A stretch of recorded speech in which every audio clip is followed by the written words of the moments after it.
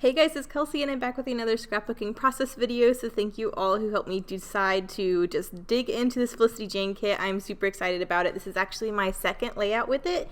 The first layout is for the final Festive Friday challenge for the year, so you will see that on Friday the 13th, I believe. So this is layout 2. It's the first one you'll be seeing, but I really love the mustard yellow that's in this collection, and I really like the way it looks with this really bluey teal kind of color. So I'm starting off with the mustard. I know I want to do a mustard frame, so I'm saving that huge chunk for another page, and then I'm using white to be my main background color. I'm really trying to save and stretch this kit, so pulling in the white cardstock will definitely be a thing this month.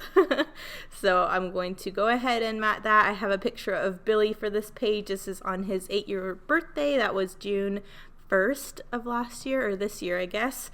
So yeah, I decided to pull in a scrap of this teal grid that was from my first layout as my main mat, and then I have these cute little chipboard tags that come in this collection. I don't think I used any of them on the first layout. I don't think.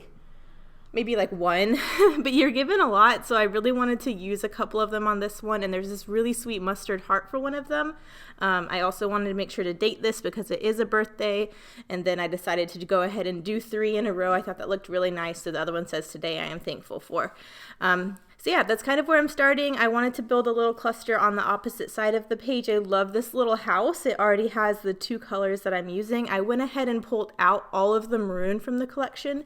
I knew I wanted this page to just be the yellow and the teal, so that helps consolidate my ephemera I was picking from. That way I had less to choose from, made the process go a little bit faster. I also really like this mustard stripe branding strip from another page, so I'm pulling that in for a few layers, horizontal pieces, so you see that in the bottom cluster, and then I decided to run it behind the photo as well.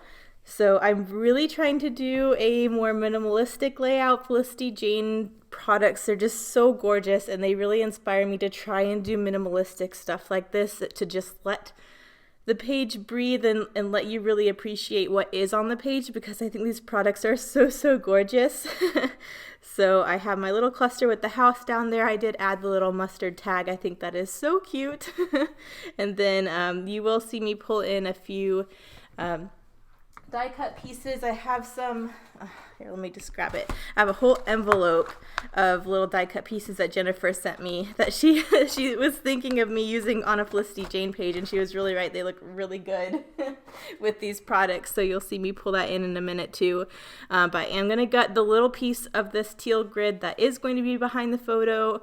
I'm sorry, I am gutting. I'm gutting because I love these products and I want to stretch them as far as possible. So yeah, and then you'll see me stretch this horizontal piece as well so that it stretches a little farther than it would have if I actually put it behind the photo. So you'll see me do that too. But I'm going to go ahead and glue that down. I'm going to get the horizontal piece across. And that's kind of where I'm starting with my building. I really like the way these 3 tags look, and I'm just trying to stick with this minimalistic thing. I'm trying to add enough so that it's interesting and it looks complete without it looking bare. So it's a really hard balance to strike. So I think I did it. But I'm getting all these glued down. I'll show you at which point I posted a sneak peek of this on my Instagram story to ask you guys if you thought I should add anything else or be okay with the minimalistic style, because I was really struggling with wanting to add more. And all of you guys said to leave it how it was, but while I was waiting for you to reply, I did actually stamp and heat emboss some of the leaves that come in the stamping collection, so that's the only thing I ended up adding after the sneak peek that I showed you guys. But thank you everyone who replied. You made me feel better about leaving it a little bit more bare than I felt comfortable with, but in the end result I really like it. So there's a little die cut piece that Jennifer sent me. I am including one in each cluster. I really like what that adds. It's just a simple little extra layer detail, but the white's not too distracting, but because it has those holes punched in it, it's just a little bit of extra texture and detail. And then I'm using the puffy stickers that come in this collection for the date. And then I will also use those as my title. So this was on June 1st. So I'm just doing a 6, a heart, and a 1. And then I'm using the 3rd tag to run into my title. So it says today I am thankful for. And then with the thickers, I'm just writing my 8-year-old.